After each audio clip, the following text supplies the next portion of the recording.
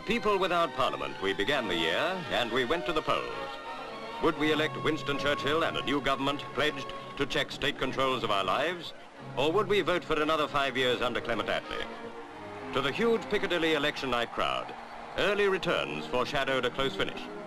But despite a dramatic swing of votes, Mr. Attlee remained at number 10. We guessed he'd have a difficult time. We couldn't guess how difficult. Meantime, London lit up, lovely in the lighting, to welcome the French president. The social high spot was the visit of Monsieur and Madame Oriol to Covent Garden. Later in the year, the King and Queen were to entertain Queen Juliana. In one way and another, it was a very full year for the royal family.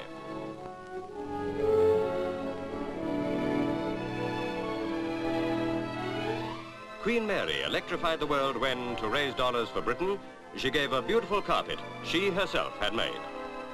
In the entertainment world, the public voted Richard Todd Screen Actor of the Year for his acting in The Hasty Heart.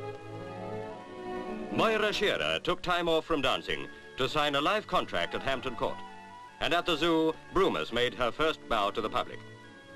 For the royal family, the great event of the year was the birth of Princess Anne. For the moment, Prince Charles climbed down to take second place to his new sister, Princess Anne Elizabeth Alice Louise.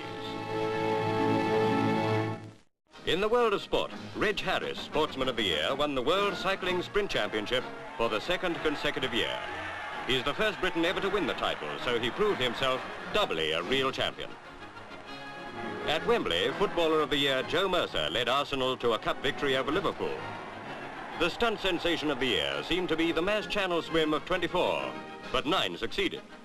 Eileen Fenton of Dewsbury won the women's prize, but Lieutenant Abdul Rahim of the Egyptian Army was first across.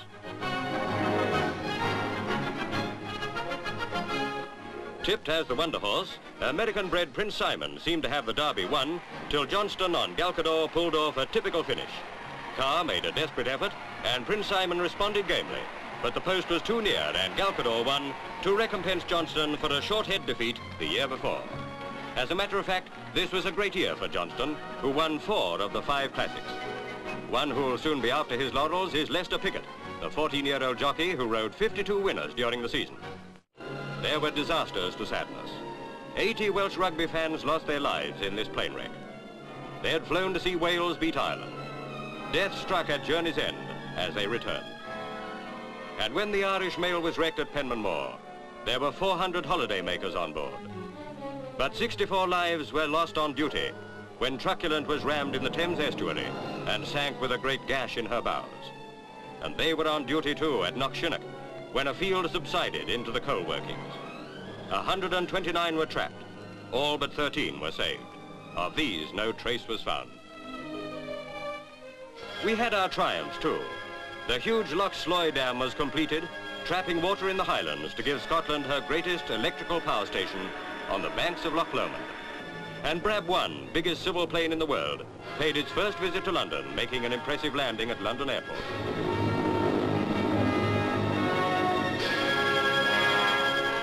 The Wilkes brothers gave us the world's first turbojet car, and to the surprise of the world, it worked. The DH Comet set new standards in civil flying. But whilst we built for peace, others stirred up strife. The Soviet-inspired Berlin Youth March spelled trouble. Cool nerves and a firm stand saved the day. But communism was clearly on the march. And in Belgium, fierce riots followed Leopold's return to the throne. Brussels became a battlefield. Peace was restored only when Leopold agreed to abdicate.